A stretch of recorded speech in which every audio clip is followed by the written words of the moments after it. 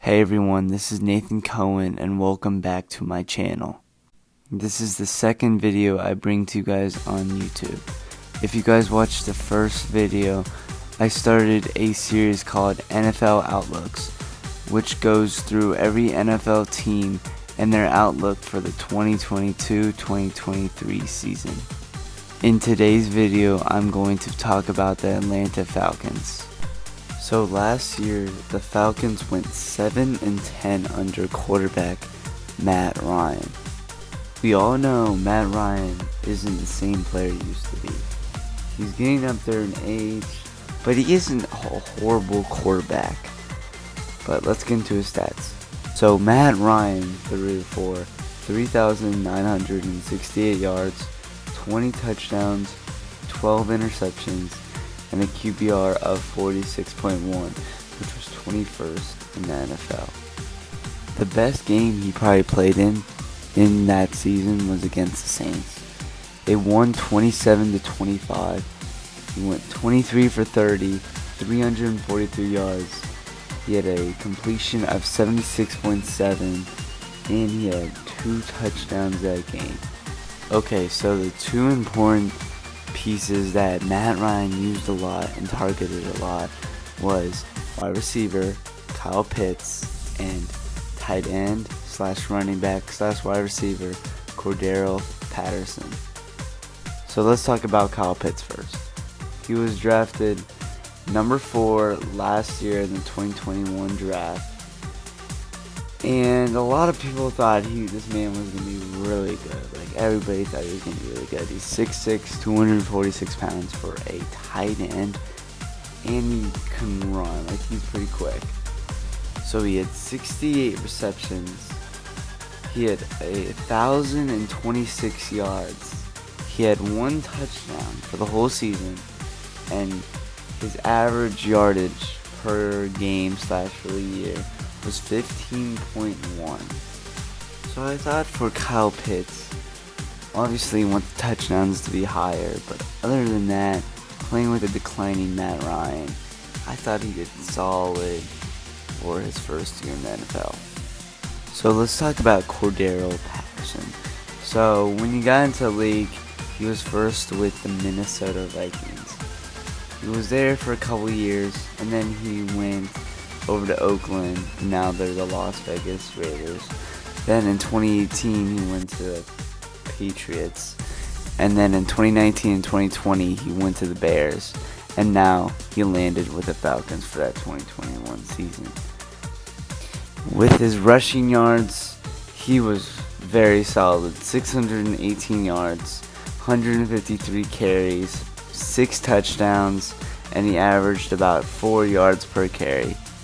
Now, I said in the beginning he was a tight end / wide receiver because the Falcons will line him out there. So, this is his receiving yards / stats. He had 548 yards this season. He had 52 receptions.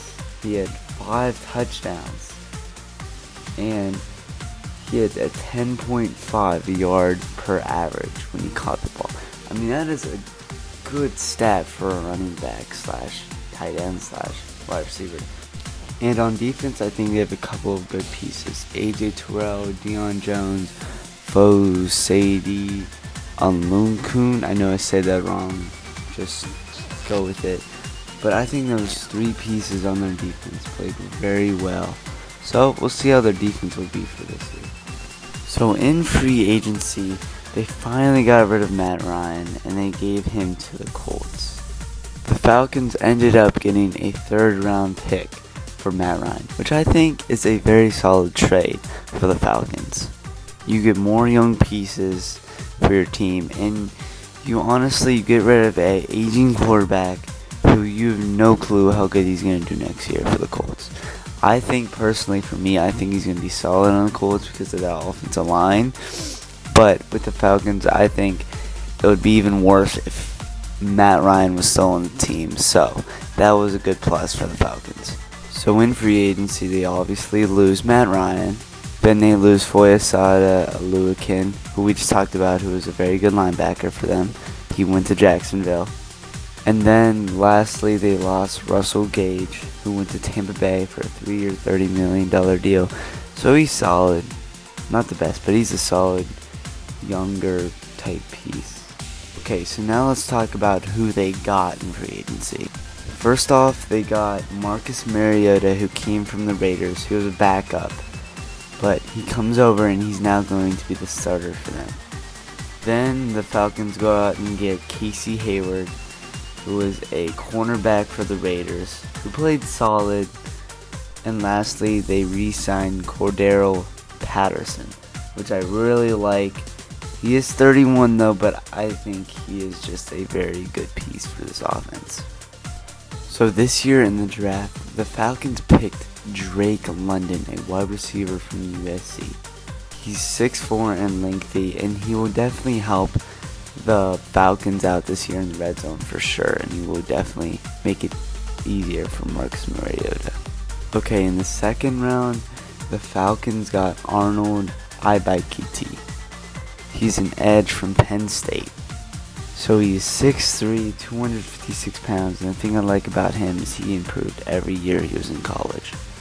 They also had another second round pick where they picked Troy Anderson. He's a very versatile linebacker, which they just lost one in free agency, so I like the pickup. And then the last player we're going to talk about is Desmond Ridder, who they picked in the third round.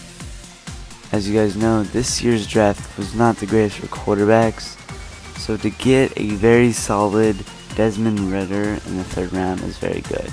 He's going to take a couple years to develop, but once he does develop, this could be a good player for the Falcons. So overall, through the free agency and the draft, I felt like they lost a lot of their aging veterans, but I thought that they replaced a lot of it with younger talent. So I think they'll be better in the long run than compared to this year. So let's get to the part of that video where I go through the predictions. So like the last video, I'm just going to say their team and say if it's a win or a loss. Let's get it. First week, Saints, they're going to lose. Rams, they're going to lose. Seahawks, they're going to win. Cleveland, they're going to lose. Tampa Bay, they're going to lose. San Francisco, they're going to lose. Bengals, they're going to lose. Carolina Panthers, they're going to win. Chargers, they're going to lose. Panthers, they're going to lose. Bears, they're going to lose. Washington, they're going to upset the Commanders. Pittsburgh, they're going to lose. Saints, again, they're going to lose. Baltimore, they're going to lose. Cardinals, they're going to lose. And they're going to win against the Tampa Bay Buccaneers to end off the season, because I think Tom Brady will be resting that game. So the total number of wins and losses will be on the screen right now for my final prediction. Okay guys, that's the video. Thank you for watching this episode of NFL Outlooks. I'll see you guys in the next one. Peace. And make sure you like and subscribe.